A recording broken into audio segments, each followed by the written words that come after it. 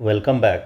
जावा के सीरीज़ में हम लोगों ने पिछली वीडियो जो देखा था, तो जावा का मैं स्टार्टिंग से सीरीज़ स्टार्ट किया हूँ, जिसमें कि आप लोगों को सिर्फ ये बताया था कि जावा क्या है।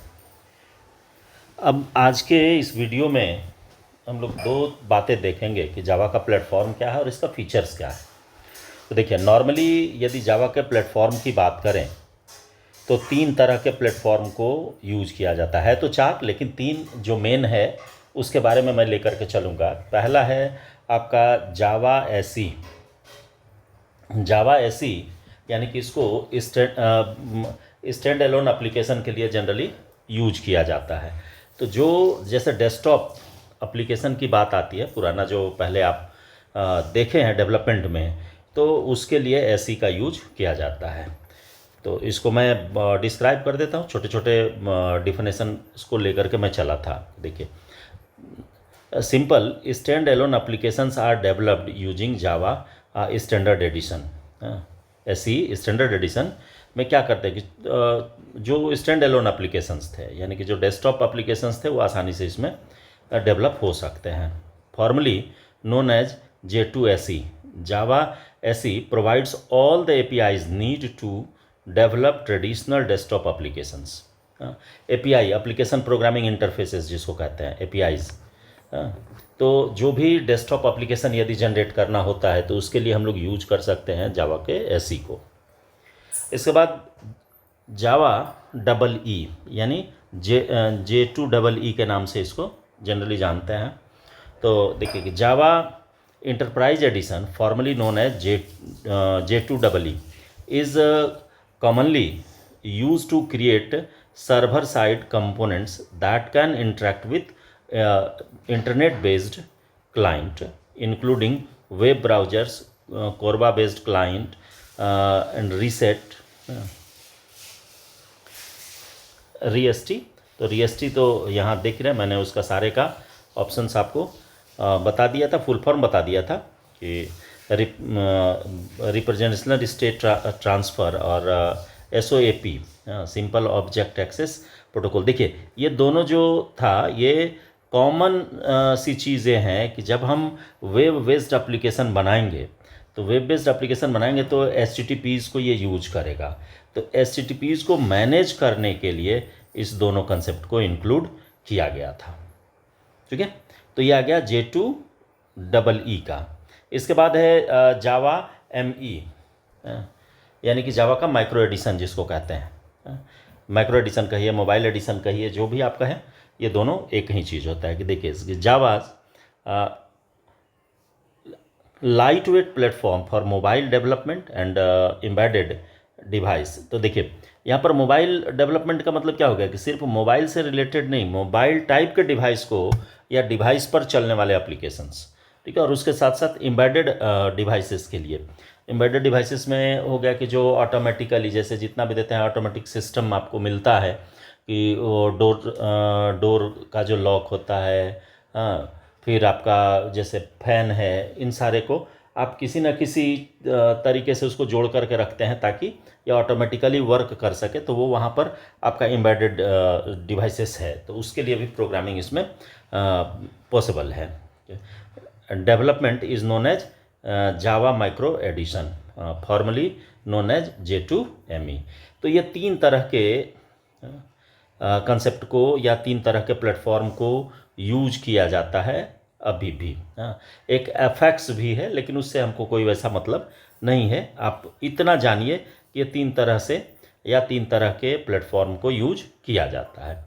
देखिए, इसके अलावा दो तीन चीज़ें और भी आएगी कि आपको जावा का जो फ्रेमवर्क है, जावा के फ्रेमवर्क के बारे में भी। तो फ्रेमवर्क में और जावा के लाइब्रेरी में बहुत सारे जगह पर आपको कन्फ्यूजन कर देता है, कन्फ्यूज कर देगा कि आखिर ये लाइब्रेरी क्या हो गई और जावा का जो फ्रेमवर्क कहते हैं तो फ्रेमवर्क क्या है। देखिए, दोनों में मामूली डिफरेंसेस है। जैसे लाइब्रेरी हो गई तो ये बहुत सारे मेथड्स को अपने अंदर कलेक्ट किए हुए है, बहुत सारे क्लासेस को कलेक्ट किए हुए, और फ्रेमवर्क जो वो बहुत सारे लाइब्रेरी को अपने अंदर कलेक्ट किए हुए हैं। यानी कि ऑलरेडी बिल्ट इन लाइब्रेरीज आपको मिलेंगी फ्रेमवर्क में, जिससे कि डेवलपमेंट जो है वो आसान हो जाता है। यानी कि बहुत सारा चीज़ ऑलरेडी वहाँ फंक्शन के तौर पर, मेथड के तौर पर बना हुआ ही मिल जाएगा। बहुत सारी लाइब्रेरी है, सिर्फ लाइब्रेरी को इंपोर्ट करने की आवश्यकता है और इंपोर्ट करते हैं और देन उसके मेथड को यूज करते हैं। मेरा ऑलमोस्ट वर्क जो है वो कंप्लीट हो जाए। यानी कि हम ये फाइनली कह सकते हैं कि फ्रेमवर्क हम यूज तब करेंगे जब हमको फास्टली किसी भी तरह के डेवलपमेंट की काम करना हो, बहुत जल्दबाजी में काम करना हो, तो उस जगह पर हम लोग यूज उसको कर सकते हैं फ्रेमवर्क को। लेकिन नॉर्मली फ्रेमवर्क तो बाद में जानेंगे, पहले बेसिक कंसेप्ट जानेंगे तब तो फ्रेमवर्क की बात होगी। तो ये तो हो गया आपको जावा के प्लेटफॉर्म के बारे में। अब देखिए, अब इसके बाद हम लोग चलते हैं जावा के फीचर्स के बारे में।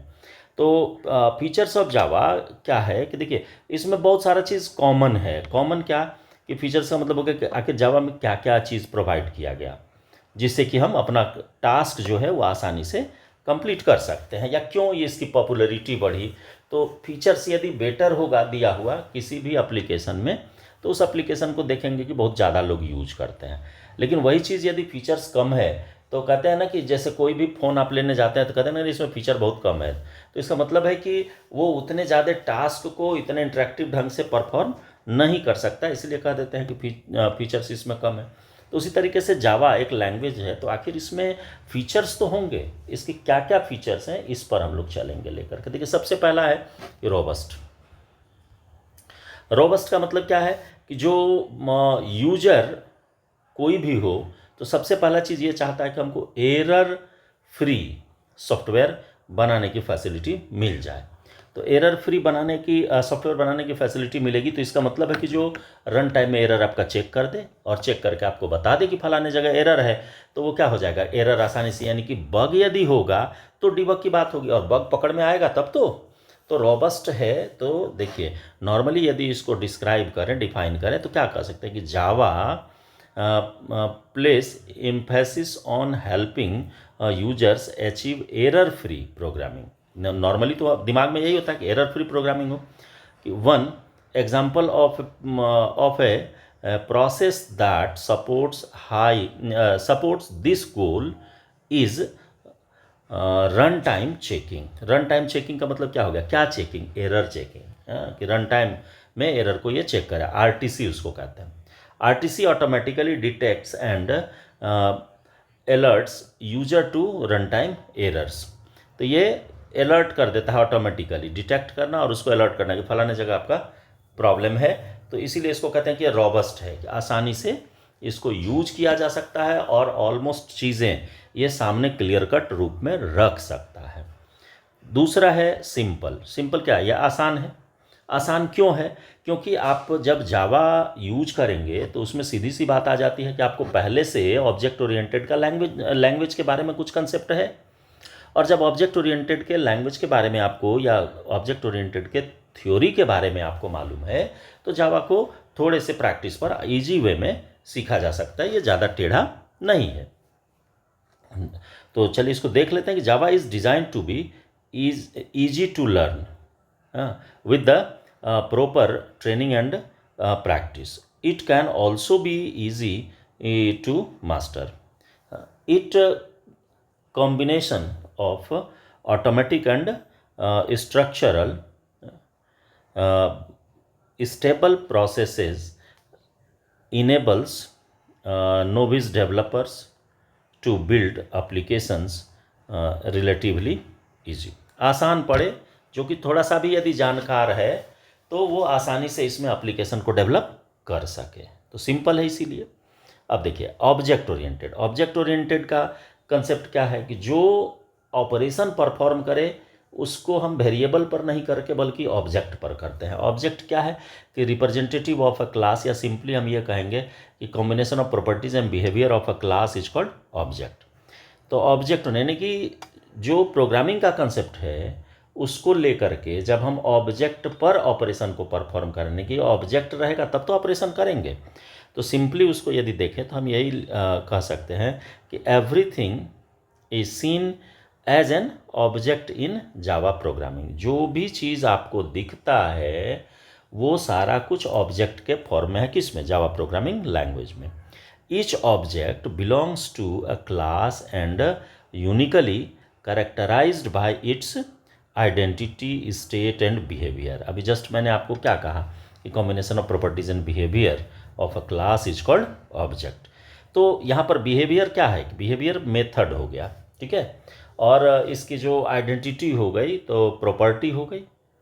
प्रॉपर्टी क्या है कि जो वेरिएबल्स उस क्लास के अंदर डिक्लेयर्ड है, उस क्लास के उस वेरिएबल पर ऑपरेशन को परफॉर्म करने के लिए हम लोग क्या करते हैं? फंक्शंस बनाते हैं। तो फंक्शन बनाएंगे तो बिहेवियर यानी कि ऑपरेशन कैसा होगा तो वो तो उसके फंक्शन पर डिपेंड करेगा। तो और ये जो ऑपरेशन होगा वो किस पर होगा? पर्टिकुलर ऑब्जेक्ट के लिए होगा। तो ऑब्जेक्ट ओरिएंटेड हो गया। मल्टी थ्रेडेड, मल्टी थ्रेडेड का मतलब क्या है कि मल्टी थ्रेडिंग क्या है? देखो थ्रेड क्या है कि light weight process is called thread. और जब मल्टी थ्रेड यानी बहुत सारे थ्रेड को एक साथ लेकर के चलना, ये कंसेप्ट आता है मल्टी थ्रेडेड का। तो Java programs and applications benefit from its multi threaded nature. The multi threading process enables to run programs separately yet execute them simultaneously. Additionally, threads share a common memory area. Thread जो है वो common memory area को share करता है, reducing the load on the central processing unit, यानी कि CPU के load को यह क्या करता है? घटा देता है। तो जैसे आप ऑपरेटिंग सिस्टम पढ़े होंगे तो वहाँ पर आप पढ़े होंगे कि प्रोसेस बेस्ड ऑपरेटिंग सिस्टम और थ्रेड बेस्ड ऑपरेटिंग सिस्टम। तो यदि ऑपरेटिंग सिस्टम के इस कंसेप्ट को आप यदि देखिएगा तो वहाँ पर ये आपका जो प्रॉब्लम है या जो मैंने समझने का प्रोसेस है इसका ये आपको ऑटोमेटिक क्लियर हो जाएगा कि हम जावा में मल्टी थ्रेडिंग है, C++ मल्टी थ्रेडेड नहीं है, लेकिन जावा मल्टी थ्रेडिंग के कंसेप्ट को यूज करता है। तो इसका मतलब है कि एक साथ एक से ज़्यादा तरह के ऑपरेशन को हम परफॉर्म कर सकते हैं, अलग अलग टाइप के लूप को यूज कर सकते हैं, और एक जैसे ही आइडल होगा दूसरा वाला ऑपरेशन स्टार्ट हो जाएगा। यानी वहाँ पर जो टाइम स्टिल होता था सीपीयू का वो स्टिल नहीं होगा, उसको यूटिलाइज करने के लिए मल्टी थ्रेडिंग के कंसेप्ट को यूज किया गया। इसके बाद सिक्योर, सिक्योर यानी कि यहाँ पर किसी भी तरह के वायरस के इन्फेक्शन की संभावना न के बराबर रहती है जावा में। कि the secure nature of Java programming language is one of its most lauded feature. By default, Java provides several layers of security that enable as a developer to create and run virus-free coding environment. Security components include Java having no explicit pointer and the separation of local and imported class packages by the class loader and the compilation of Java programs into bytecode. तो देखिए normally क्या है कि आप जो byte code जैसे ही बदल जाता है तो बाइट कोड का एक नेचर बड़ा ज़बरदस्त है जावा में कि इस बाइट कोड में जो ये एक एक्चुअली ये इंटरमीडिएट कोड है, इस कोड में किसी भी तरह का आप यदि एडिशन कर देते हैं, कुछ भी जोड़ देते हैं, तो उसको जावा का जो इंटरप्रेटर है वो रीड नहीं करता, उसको इग्नोर कर जाता है। तो जिसके चलते यदि किसी भी तरह का वायरस आपके फाइल में भी है तो वो उस फाइल पर कोई इफेक्ट नहीं डाल सकता है।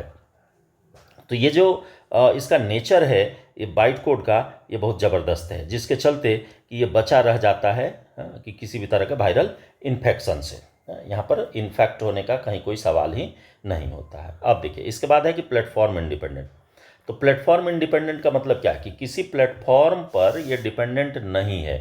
तो प्लेटफॉर्म पर डिपेंडेंट नहीं है तो इसका मतलब क्या हो गया कि यदि कोई भी प्रोग्राम आप जावा में डेवलप कर रहे हैं और वो यदि विंडोज़ में है तो मैक पर चलेगा, यूनिक्स में चलेगा, कोई कहीं कोई परेशानी इसमें नहीं है। बाइट कोड इसमें बना, किसी दूसरे से आकर के उसको एग्जीक्यूट हम कर सकते हैं। ये किसी को रिस्ट्रिक्ट नहीं करता कि फलाने विंडोज़ मोड का है तो उसको हम नहीं यूज कर सकते, ऐसा नहीं होता है। देखिए Java sets itself apart from other programming languages by being languages that once written can run on any platform. With Java, there is no need to write separate code for Mac, Linux और Windows. Code तो सारे का common होता है कि instead Java is software based language, it code is compiled compiled and converted. मैंने आसानी से इसको आप एक लैंग्वेज में यानी एक प्लेटफॉर्म पर लिखे, जैसे मैक पर लिखे, उसको लेकर के चलेगा विंडोज़ में, आसानी से वो रन करेगा, कहीं कोई परेशानी नहीं। कोड तो चेंज होगा नहीं, जावा तो कॉमन आपको कोड प्रोवाइड करता है, इसीलिए तो बाइट कोड के कंसेप्ट को लेकर के चला कि आसानी से वो कहीं भी रन कर सकता है। आप देखिए पोर्टेबल, पोर्टेबल यानी कि क्या, जो कि आसानी से कहीं भी अवेलेबल हो जाए। देखिए this feature goes hand in hand with Java's platform independence and is related to the ability of execute the ability to execute the language is bytecode on any platform without implementation। देखिए जैसे एक platform पर आपको तो मैं बताएं कि byte code यदि एक बार बन गया तो उस बाइट कोड को किसी भी सिस्टम पे ले जाओ, और जहाँ की JVM होना चाहिए, JVM नेसेसरी है, जावा वर्चुअल मशीन, यदि वो नहीं रहेगा तो फिर ये काम नहीं करेगा। JVM बेस है, मैंने कल भी चर्चा किया था पिछले वीडियो में कि JVM नेसेसरी है। उसके बाद उस पर JVM पर एक सेपरेट वीडियो मेरी आएगी, वो मैं आगे उसमें डिस्क्राइब करूँगा उसका। उसके बाद है आर्किटेक्चर न्यूट्रल। तो जैसा कि आप जान ही रहे हैं कि JVM जो है वो क्या हो जाता है कि आर्किटेक्चर न्यूट्रल हो जाता है, कि उसमें आप जो एक बार लिख दीजिएगा तो वो क्या है, इंटरमीडिएट कोड है, उसके बाद उसको कहीं भी ले जाइए, रन कराइए, कहीं कोई अंतर पड़ना नहीं है। कि Java is said to be architecture neutral because its byte code interpreter can be implemented on any platform, किसी पर भी उसको आप ले जा करके एग्जीक्यूट कर सकते हैं। कि code is free of dependencies and variants, and instructions for Java code are not directly executed onto the platform it is running on। आप इसको कहीं भी ले जाओ, जहाँ भी ले जाओगे आप आसानी से, एक में कंपाइल करेगा, दूसरे में जाकर के ये रन करेगा, कहीं उसमें कोई इफेक्ट नहीं पड़ता। और एक लास्ट पॉइंट जो यदि इसमें ऐड किया जाए तो वह है डिस्ट्रीब्यूटेड मोड का। डिस्ट्रीब्यूटेड आप समझ ही रहे हैं कि नेटवर्क मोड पर ये काम करेगा, तो एक जगह नहीं, यानी कि ऑनलाइन मोड में या कहीं से भी इसको एक्सेस किया जा सकता है। Java employs a distributed language system that allows to securely moves and access code between different machines. This makes Java fully compatible with any programming environment. It also simultaneously enables it to support high bandwidth requirements, reduce latency and increase output।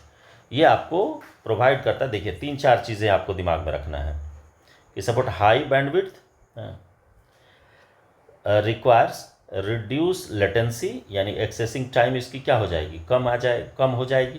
तो जैसे ही latency यदि कम होगी, reduce होगा, तो इसका मतलब है कि जो थ्रूपुट है वो बढ़ जाएगा, यानी आउटपुट आपका जो है वो इंक्रीज कर जाएगा। तो ये तो बातें हो गई आपकी जावा के फीचर्स के बारे में, तो आप इसको कंप्लीट कर लें।